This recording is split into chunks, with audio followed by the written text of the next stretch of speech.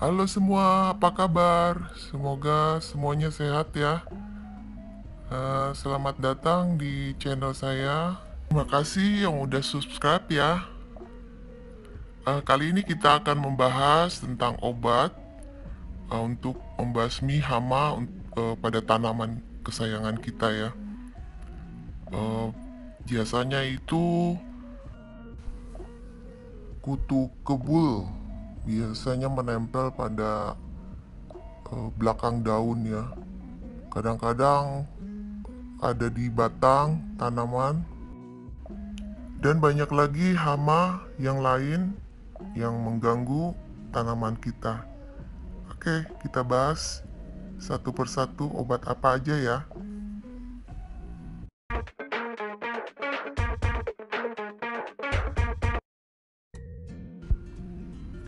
Ini adalah kurakron, bagus banget buat terutama kutu kebul.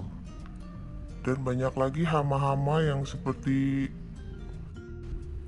belalang.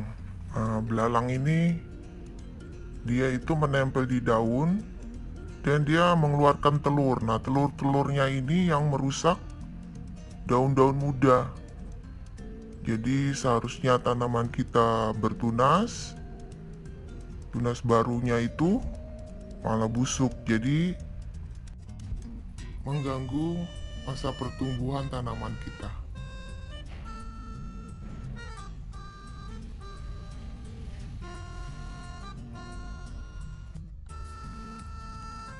Ini Rani, ini kegunaannya untuk pelekat obat yang biasa kita pakai ya. Seperti tadi korakon, kita campur dengan ini, jadi dia obatnya itu menempel pada daun lebih lama gitu. Jadi kalau yang seperti kita semprot obat hamanya ke daun, kalau dicampur dengan ini, kena hujan dia akan tetap lengket obatnya gitu di daun. Jadi semacam pelekat gitu.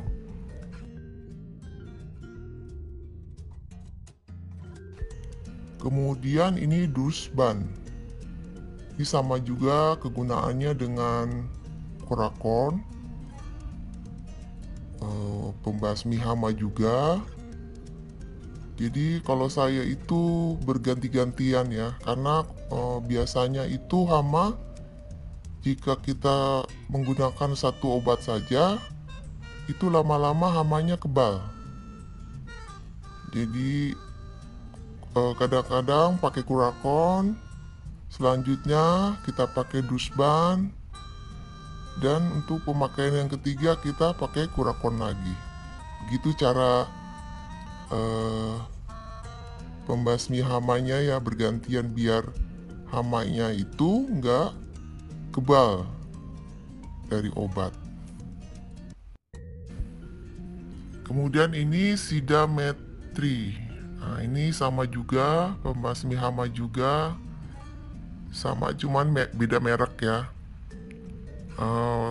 Hamanya itu banyak macam-macam, hama wereng, dan banyak lagi macam-macam ya hama pada tanaman kita. Jadi ini sama kegunaannya, cuman beda merek ya.